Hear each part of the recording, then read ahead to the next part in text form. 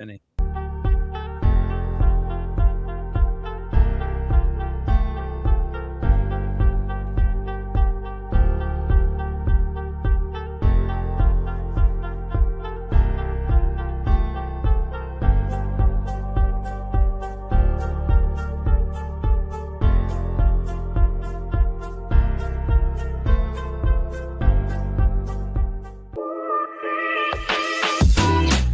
Welcome to Dental Unscripted.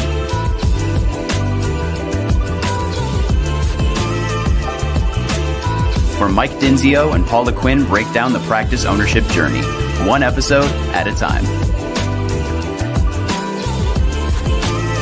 Starting up, buying, and running a successful dental practice.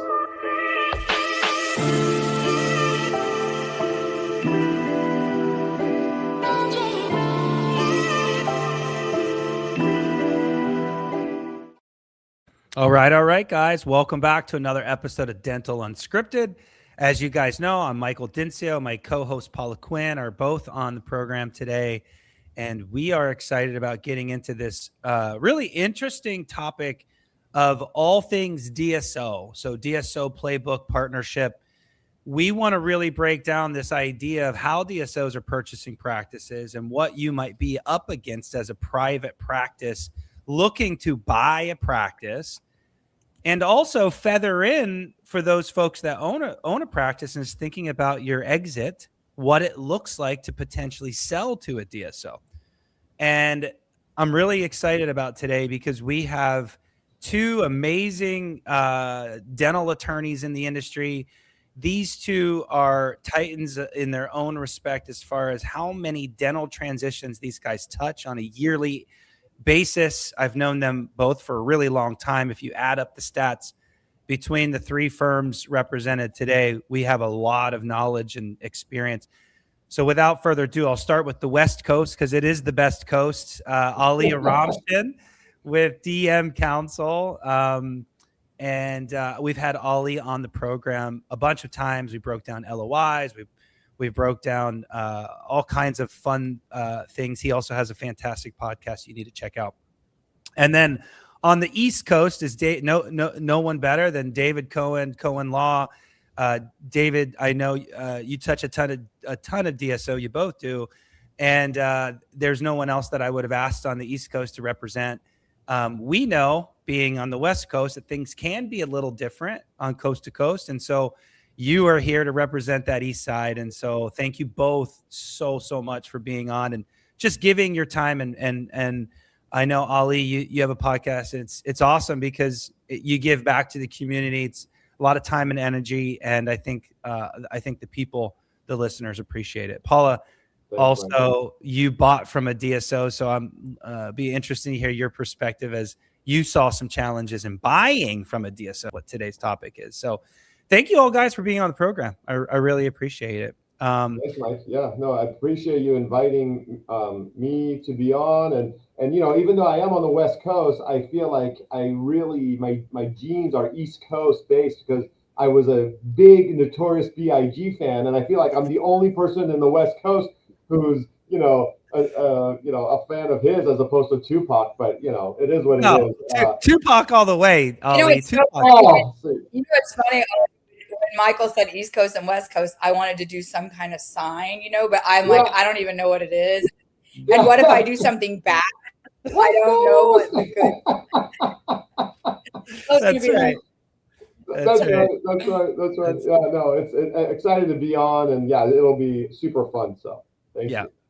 David, thanks again. Yeah, likewise. Really excited to be here. Always appreciative. I know this is a huge podcast, and I'm just thankful to be here and looking forward to chatting with you guys and Ali and hearing what Ali has to say as well. Just, obviously we see deals, but you see similar and different deals, and always looking to see different perspectives. So everything for me is a learning experience, and I'm looking forward to hanging out today. Yeah, I love that, guys. I think we can all speak to this every single day. We learn new stuff. We touch a lot of deals, but it's funny how every once in a while there's a curveball. It's like, how should we approach this, right? So, which is pretty cool about our industry. So enough of the fluff. I know that you all are probably driving to work right now. And so let's get into this topic, all DSOs. So first and foremost, I think the best way to tee up this episode is really, and I'll start with the East Coast. David, let's start with you, buddy. How would you describe today's DSO market? Like, in my mind, David, it was hot, it was fast and furious, it was growing like crazy pre-COVID, and things got a little weird after COVID. And then has it rebounded or not? And are you seeing the same volume? Give us just kind of a market awareness of how the DSOs are approaching this dental industry real quick. Yeah, I think, you nailed it, that DSO transactions from my firm's perspective, and also a lot of the colleagues that we work with, were significant, particularly like right after COVID and during COVID even. After that happened, from my perspective, there was a bit of a correction. I think that has changed a bit since this year. This year, I've seen the deals pick up. And my industry colleagues have also seen the deals pick up as well.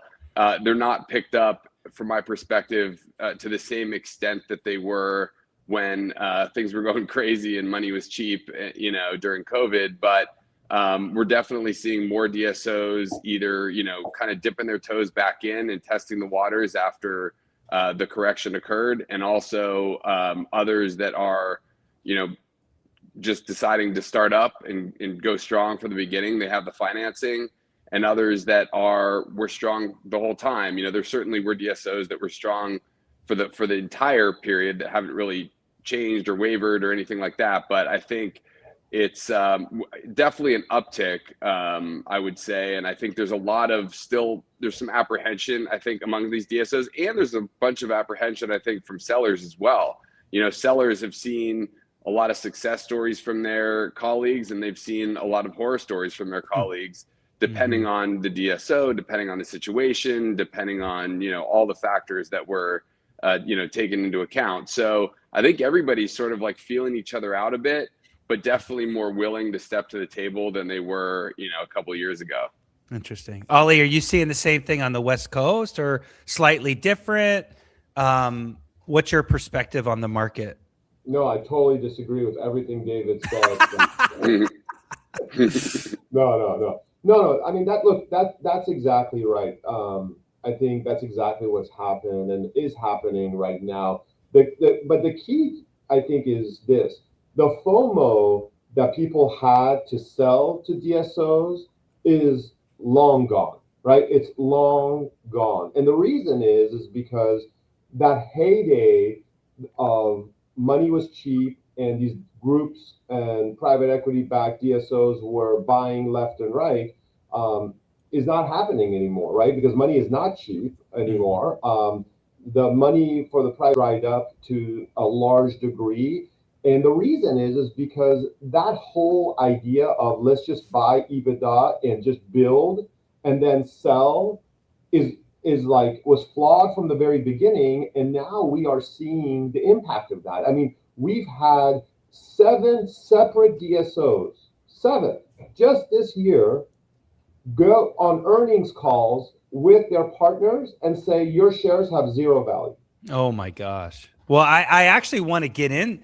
I'm glad you actually said that, Ali, because I remember like going into COVID, and I was actually representing a seller in that moment. And going into that negotiation, a lot of big numbers were being thrown around, and then the world collapsed and they changed their offer.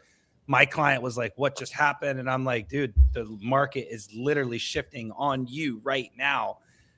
And it's interesting in that, like, I didn't understand it either, like how DSOs could buy these, frankly speaking, small profit margin practices when you are paying the dentist. When you pay the dentist, you don't have that much left. Paula owned a practice and had to pay for a dentist. She in a lot of ways, she ran the DSO model when she owned. there's not a ton of profit there. And if you have to debt service, you guys both talked about that. You both did. If you have to debt service, now your profit's gone, or there's even less. Yeah. And so I'm sitting here thinking, how are these DSOs surviving with the hygienists that have gone up $10 an hour? Dental assistants have made up $5 an hour from pre-COVID to now.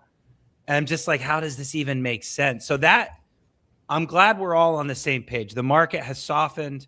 DSOs are not winning as aggressively, but they're still happening. Can we all agree that they're absolutely still happening? Well, yeah. I mean, they are. And as David said, the good ones are still out there, right? Mm-hmm. But there's only a small handful of really, really good ones.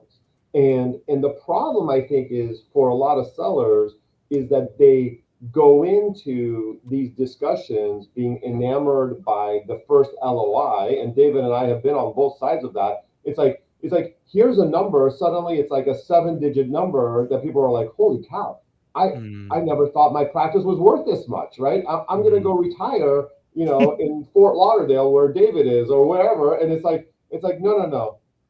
Like, that's not reality. Just because they put that number there doesn't mean that, one, that is the number you get, but two, that is a sound financial decision, right? Okay. So I mean, okay, so let's kind of pivot then. You said the solid DSOs. You both said solid DSOs.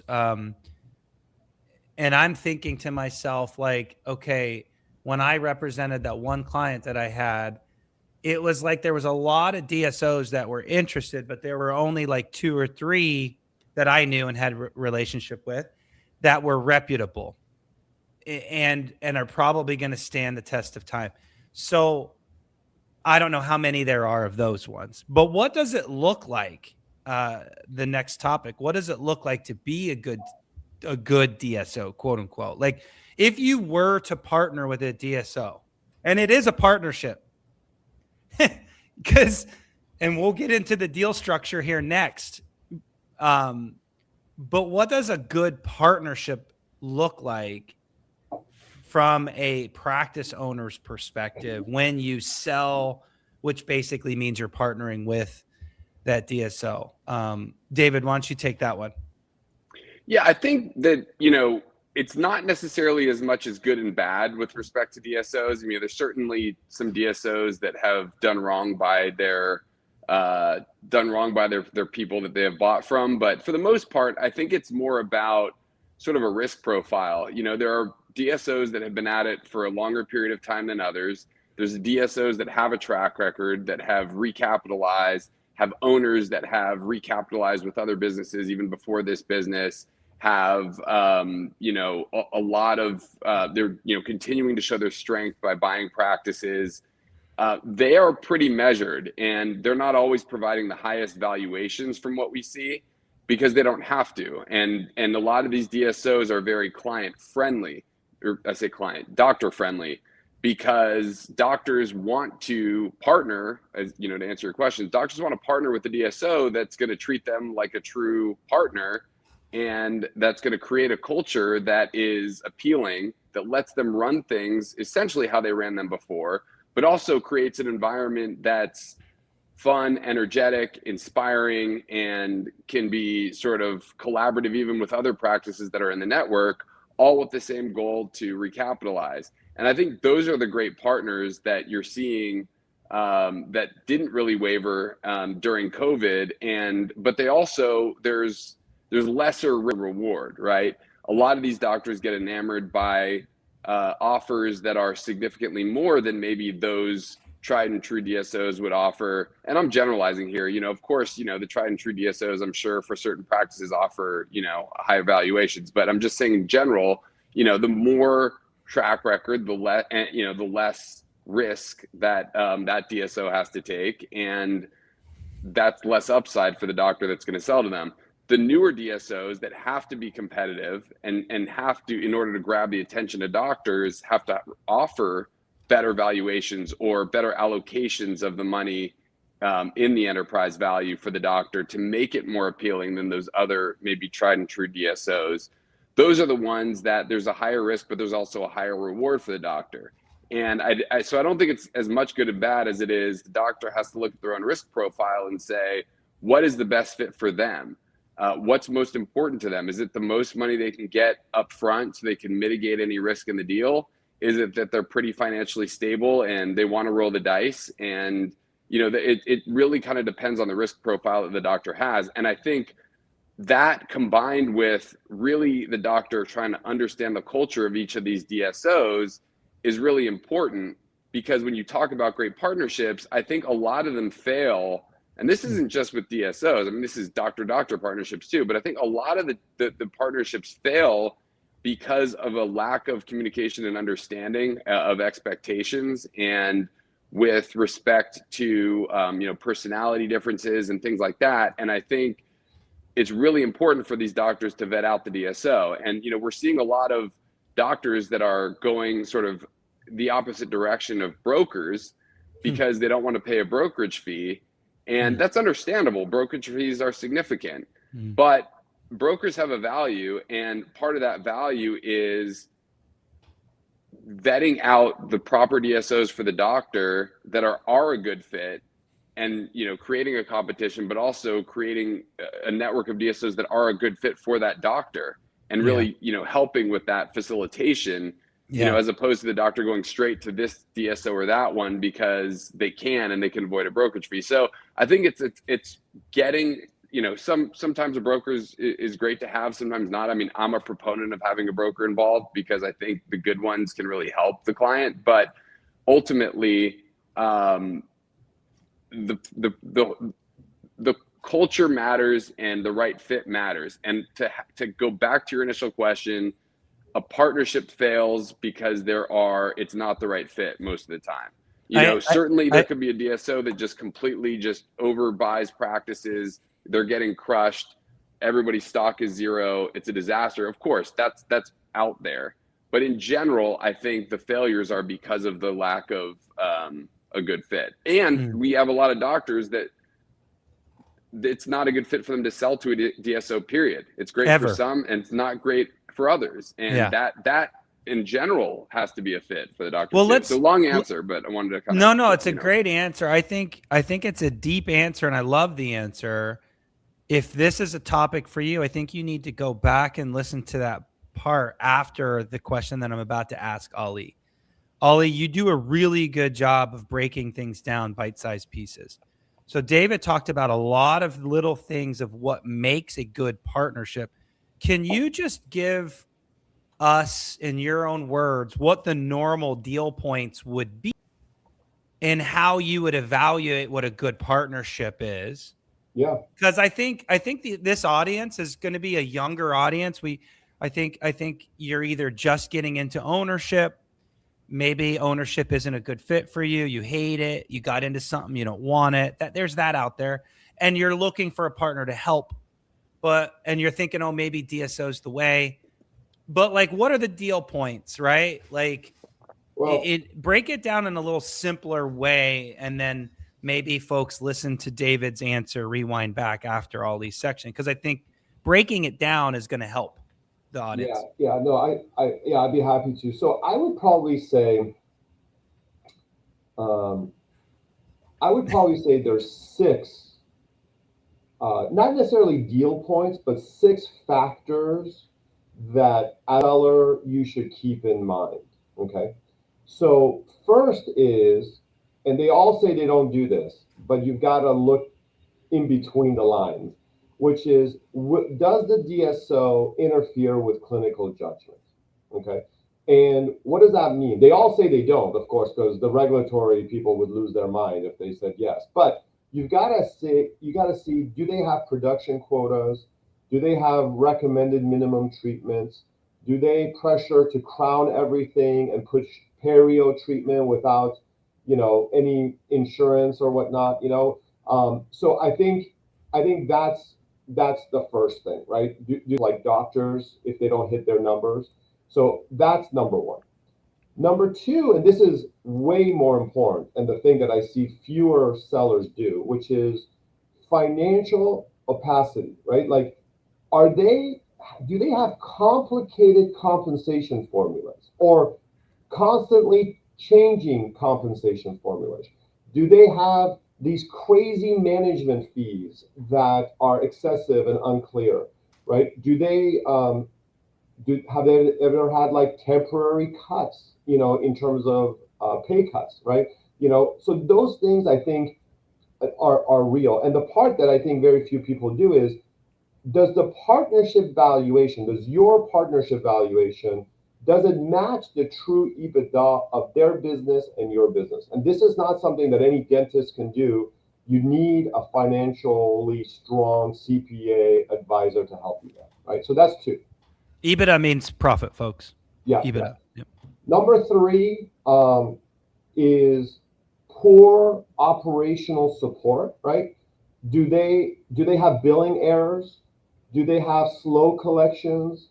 A lot of IT failures? Staff turnover? Like, I would look at that. Number 4, I would say, is their psychology. Like, are they short-term profit first thinking? Or, because if they're private equity backed, they might be thinking about really rapid returns, which means cutting assistants, front desk staff, hygiene time.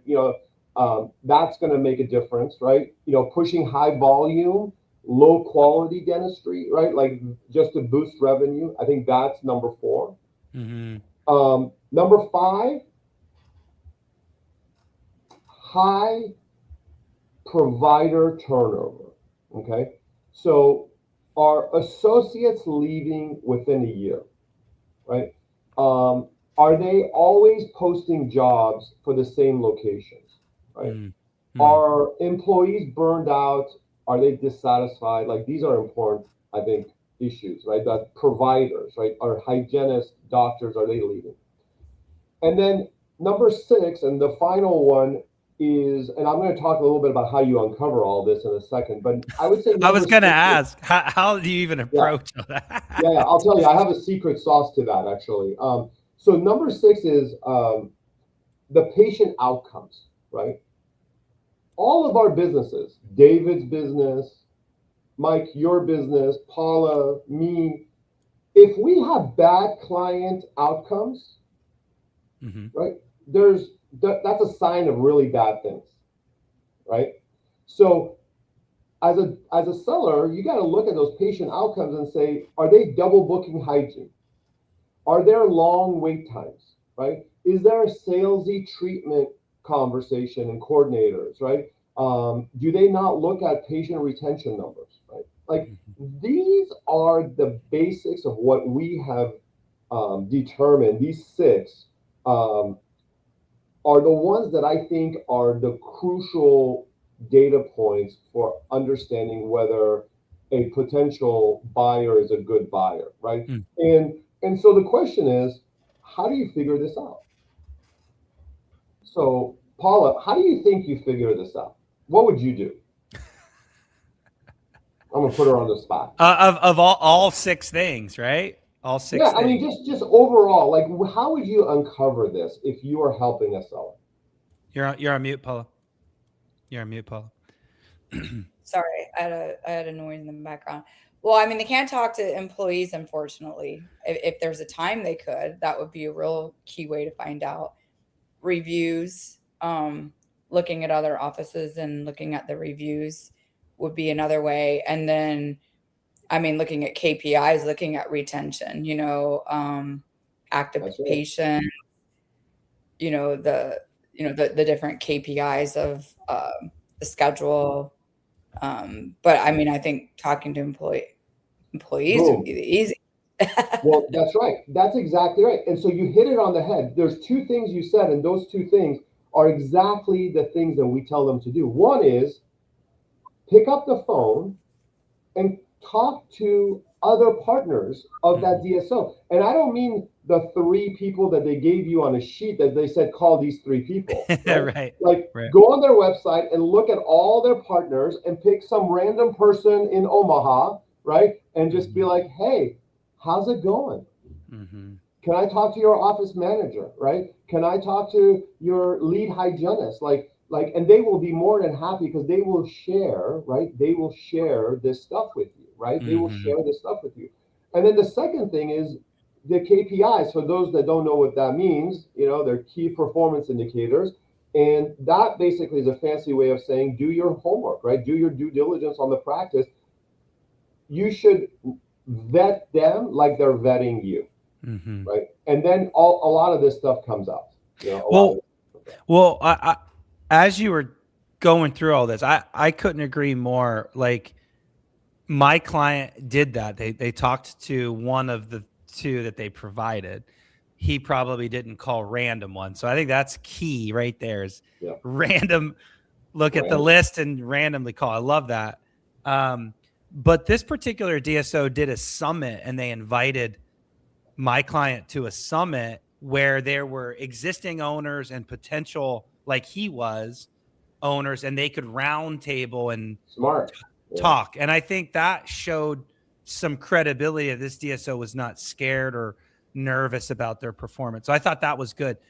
I do think reviews are good though, because whenever, like, all the practices I coach, even the practice I bought, you see things like, this place has gone downhill. They treat me like a number. They're always running behind.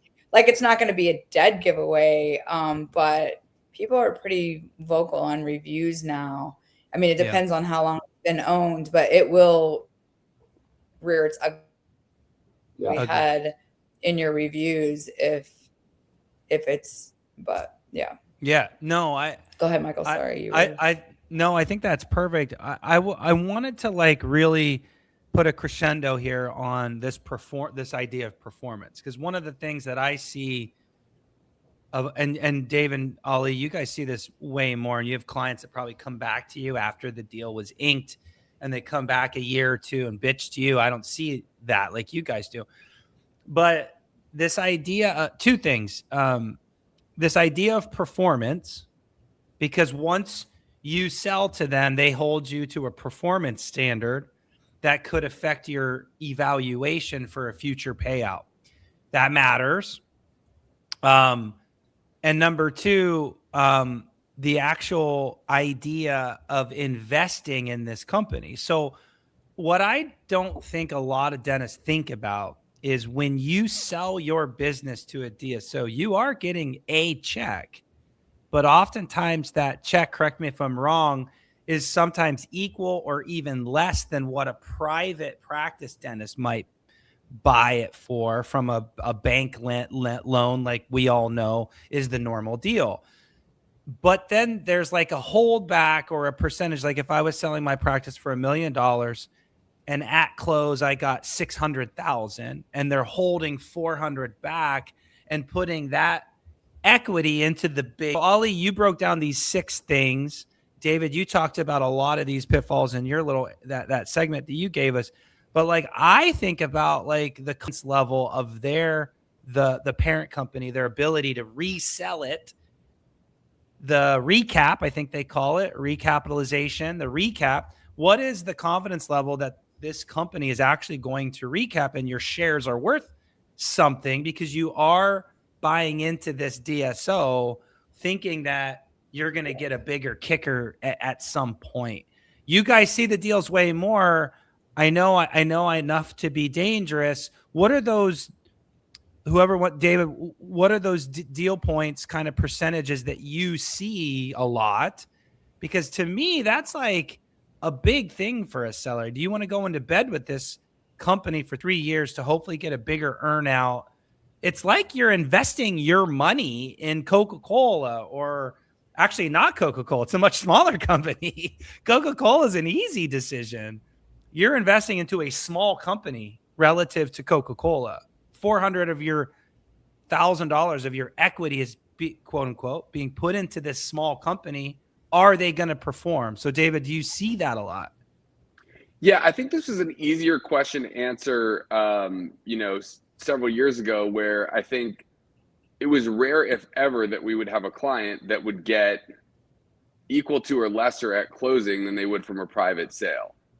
it was a home run. I mean, almost every single doctor that we had that sold to a DSO would get more at closing than they ever would from a private buyer. So they had significantly mitigated their risk just through that. Now, does that mean that the doctor felt like it was, they didn't need the rest and it was sort of a bonus?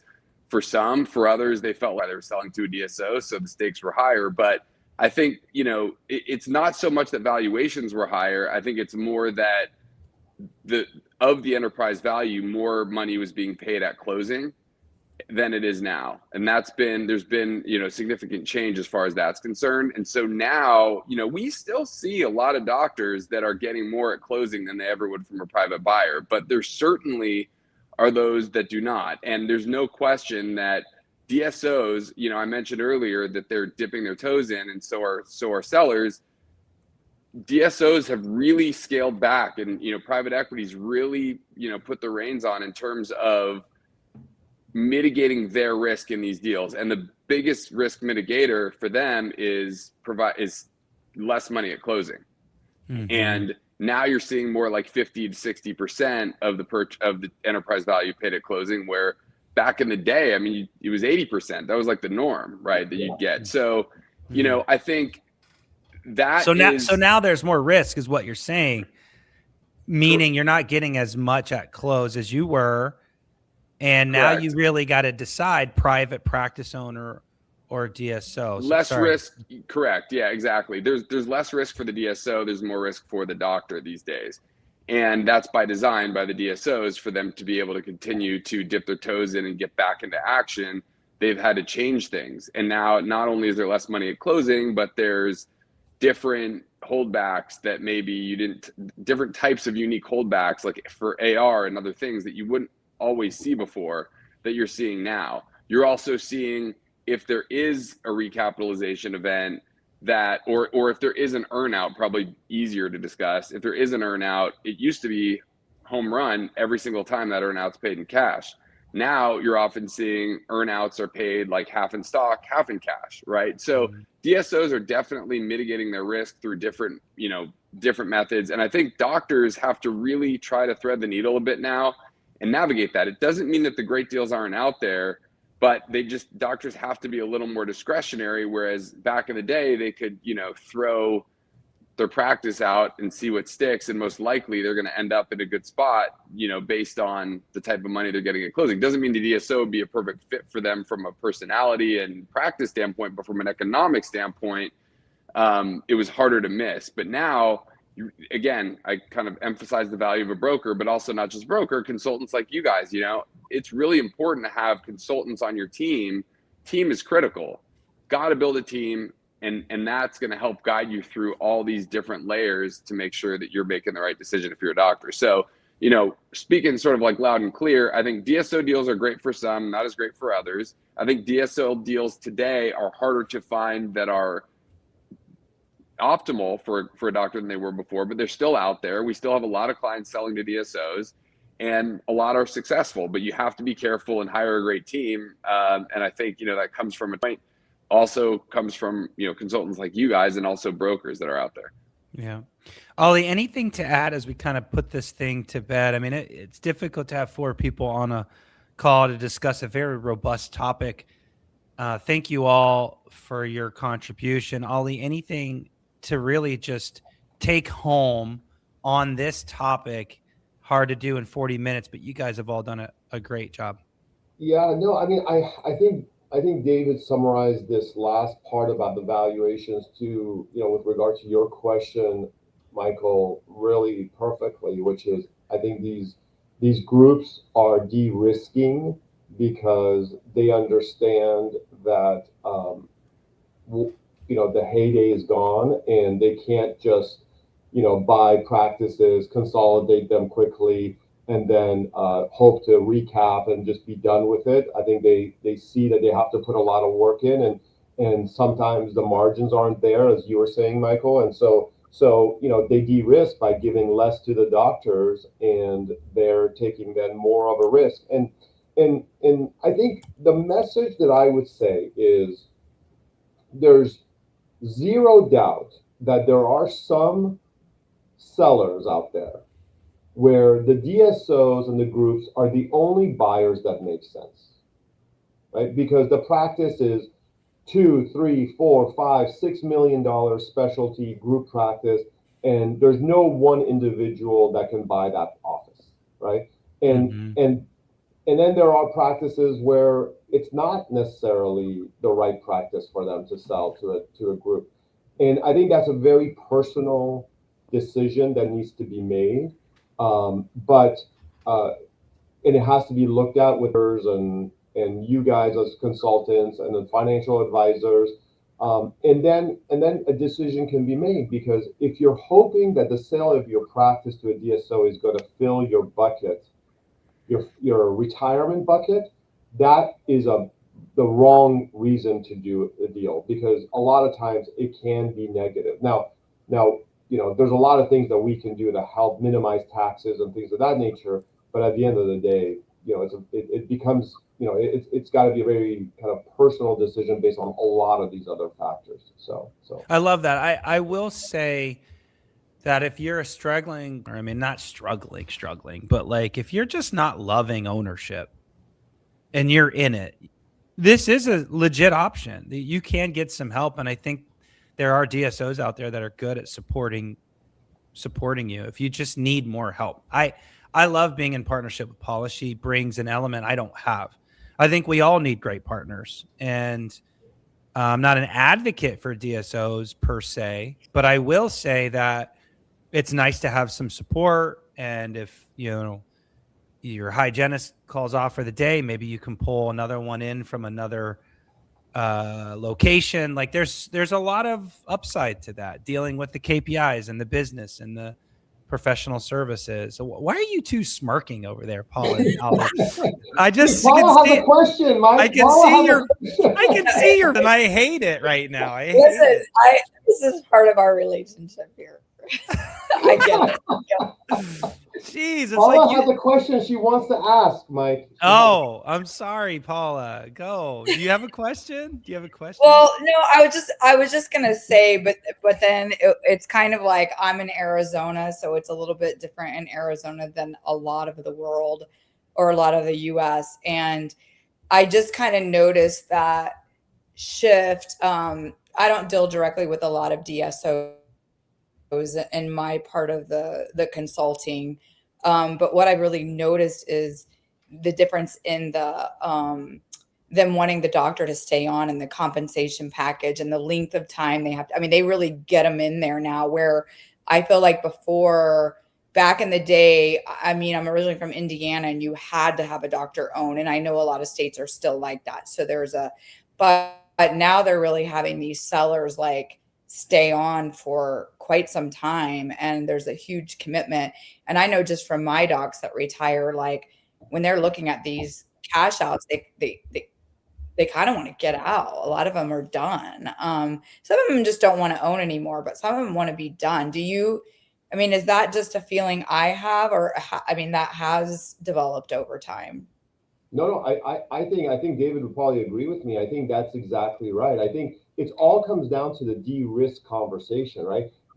As long as the seller it's a much safer acquisition than if the seller leaves, even if that's why they require them a lot of times to stay 5 years, and some of them just do 3 years now. But as soon as the owner leaves, the team leaves too, right? And Paula, from your days as a hygienist, like if your favorite doctor left, right, you would probably leave too at that point, because there's other opportunities. You know what I mean? Yeah. And so yeah, no, I think you're spot on.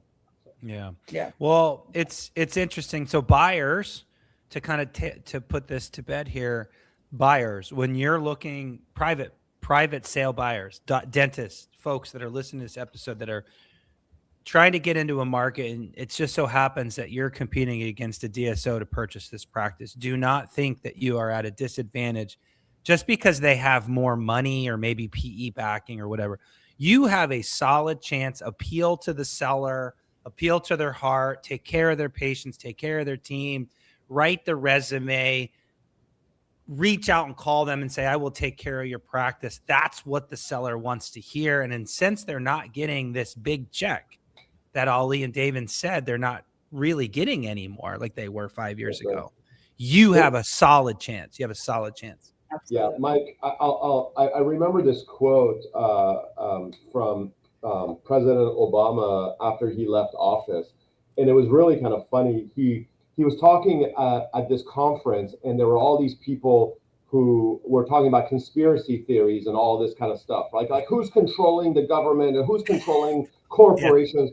And you know what he said? It was like, I'm paraphrasing, but basically what he said was, he's like, you shouldn't be scared of conspiracies and these large groups of people that don't, exist trying to control the world. That doesn't, there's nothing like that. He said, you know what's scary is when you realize, when you're in power, like I was, that there's sometimes nobody actually in charge. Wow. And that the only thing you can hope for is to be provided notice that something's about to happen. And so when you think about it, that's kind of like the DSO world. There's some DSOs that, like you said, they think they're, everyone thinks they're so smart and they're backed by all this private equity, but sometimes there's nobody in charge. Like, it's just kind of there and things are happening. And that's what's so scary if you're about to partner with one. Yeah. It's like, and I'm not necessarily, I don't hate them. I don't love them. I think they're good in some situations, bad in some situations, but man, when there's nobody in charge, that's really when it's scary. So. Wow, that's a good one. That's good insight. Sometimes I don't think our private practices are in charge either, but that's why they have you. That's a different episode. That's a different episode. Well, guys, Paula and David and Ali, thank you all for contributing. It's a great episode. It's a good topic.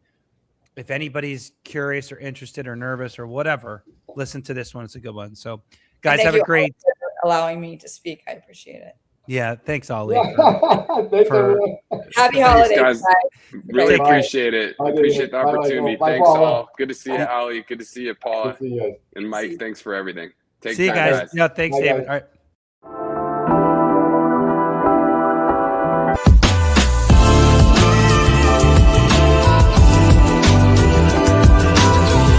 Thanks for listening.